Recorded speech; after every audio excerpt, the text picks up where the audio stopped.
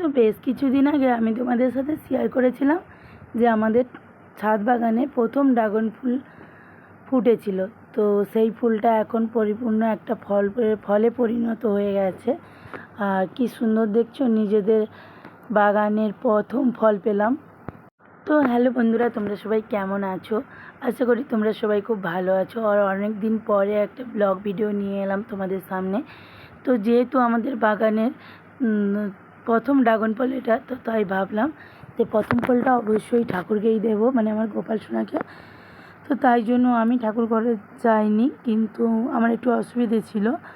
তো আমার মেয়ে গিয়েছিলো ঠাকুর ঘরে। তো প্রথমে ফুলটা তোলার সময়ও ফলটা তুলেছিল। তো ফলটা তুলতে কার না ভালো লাগে বলো? তো ফলটা তুলে তারপরে ভালো করে ঠাকুর ঘর পরিষ্কার করে ঠাকুরের ভোগের জল নিয়ে নিল। তো এরপর সব ফলগুলো কেটে নেবে। তো আরও ফল ছিল সাথে। তো আজকে যেহেতু ড্রাগন ফলটা তুলেছে, ওই ড্রাগন ফলটাই গোপালকে দেবে। তো তারপর এখানে পুজো করার জন্য প্রথমে ধুনোটা জ্বালিয়ে নিল। তো ধুনো জ্বালানোর জন্য নারকেল চোপড়াই আমরা ব্যবহার করি। তো তারপরে এখানে তনু প্রথম প্রদীপটা জ্বালিয়ে নিল। তো তোমরা সবাই অবশ্য জানো, তাও একবার বলছি, ঠাকুরের ভোগের যখনই আমরা ভোগ দিই তখনই আগে ধূপ প্রদীপ জ্বালাতে হয়। তো তনু ধুনো জ্বালানোর জন্য কি বুদ্ধি করেছে দেখলে তোমরা? একটা প্রদীপের সলতের মতো পাকিয়ে সেটাকে তেলের মধ্যে চুবিয়ে জ্বালিয়ে তারপর নারকেল ছোবড়ার উপরে দিয়ে দিল। তো খুব সহজেই নারকেলের ধুনোটিটা জ্বালানো গেল। তো তারপরে এখানে তনু ধূপ জ্বালিয়ে নিচ্ছে। আর তার আগের দিন না আমি পুজো করেছিলাম লেবু দিয়ে। তো বাচ্চা মানুষ বাসনগুলো ঠিকঠাক করে মেজে উঠতে পারেনি। তো তার জন্য কালো কালো ছোপ ছোপ দাগ রয়ে গেছে এখন। তো এবার তনু ফলটা কাটবে। তো ঠিকঠাক করে ক্যামেরাটা সেট করতে পারছিল না। তো যাই হোক, ক্যামেরাটা সেট করে ফলটা কাটবে। আর ফলটা না একটুখানি পাখিরাও কেটে নিয়েছে, ঠুকরে ঠুকরে খেয়ে নিয়েছে। আর দেখো ফলটা কি দারুণ, পুরোটা গোলাপি ছিল আর কালো কালো দানা। তো অসংখ্য দানা। তো যখন আমরা খেয়েছিলাম মোটামুটি খেতে খুব একটা ভালো লাগেনি আমার।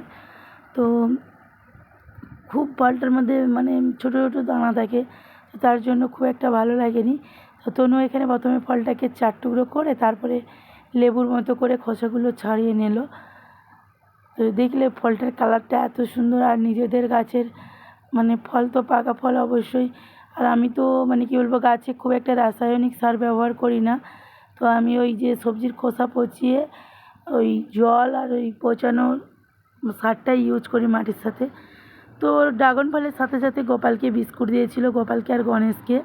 তো আমাদের গোপাল আর গণেশকে বিস্কুট দেওয়া হয়, আর মহাদেবকে, লক্ষ্মী মা, কালীকে ওদেরকে বিস্কুট দেওয়া হয় না, ওনাদেরকে শুধু ফলই দেওয়া হয়।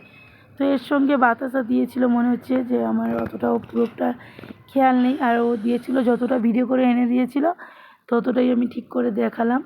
তো এখন ভোগের থালা দেওয়া হয়ে গেছে, এখন দিয়ে দিচ্ছে জল। আর জলের মধ্যে ফুল, তুলসী পাতা যেগুলো দিতে হয়, তো সব কিছুই দিয়েছিল। তো ঠিকঠাকভাবে ও ভিডিওটা করে উঠতে পারেনি। তো যেটুকু তো ভিডিওটা করতে পেরেছে আমি তোমাদের দেখালাম। হ্যাঁ, তুলসী পাতাই দিয়েছিল। ওম নমো ভগবতে বাসুদেবায়। ওম নমো ভগবতে বাসুদেবায়। ওম নমো ভগবতে বাসুদেবায়। ওম নমো ভগবতে বাসুদেবায়।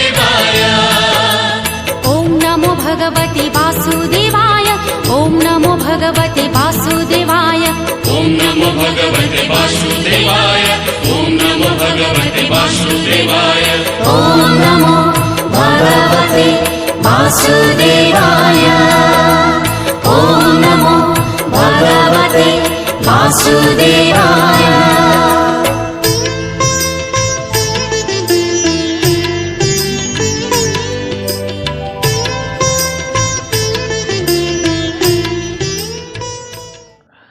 তো তারপরে এখানে তনু সমস্ত ঠাকুরকে চন্দন পরিয়ে দিয়েছিল ফুলের সাথে। তো সাধারণত গোপালকে আমরা সাদা চন্দন দিয়ে থাকি, আর মহাদেব, লক্ষ্মী, গণেশ, মা কালীকে আমরা লাল চন্দন দিয়ে থাকি।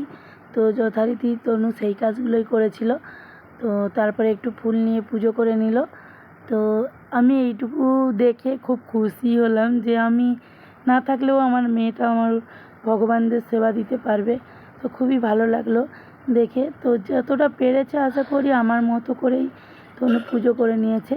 তো তারপরে তনু এখানে আরতি করছিল।